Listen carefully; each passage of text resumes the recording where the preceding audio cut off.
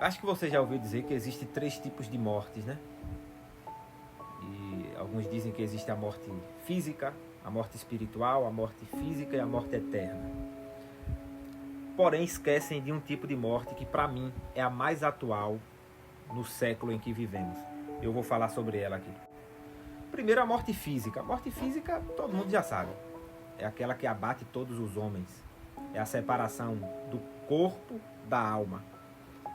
Essa aí é conhecida de todas as gerações. Existe a morte espiritual. Essa é muito complexa. E a mais complexa, talvez, de todas. Que é a separação do homem de Deus. Essa é a morte espiritual. E a morte eterna também. Existe esse terceiro tipo de morte, que é a morte eterna. É aquela de onde você não pode sair.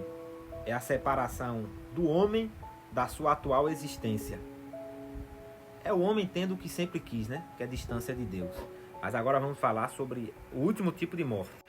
E por último, a morte moral. É o quarto tipo de morte e que muita gente não fala. Na verdade, eu nunca ouvi alguém falando sobre a morte moral. Porém, Paulo fala sobre essa morte. 1 Timóteo, capítulo 5, versículo 6. O que é a morte moral? É o relativismo, gente. O relativismo toca no pensamento, na fala, nas vestes e na forma de agir. É aquilo do não tem nada a ver, não tem nada não. É quando a sociedade moderna começa a quebrar princípios que as sociedades anteriores não quebravam. É quando a sociedade moderna começa a ver como algo profano, algo que era sagrado alguns anos atrás. É quando você começa a negociar valores inegociáveis. Isso é morte moral. Quando você aprendeu que existem coisas que não devemos fazer, tem coisas que são sagradas e você começa a quebrar esses princípios, virar as costas para esses princípios. Essa geração que vivemos é uma geração assim, uma geração que não sabe viver com limites. Arrancaram os marcos, os paradigmas, uma geração que não respeita a autoridade.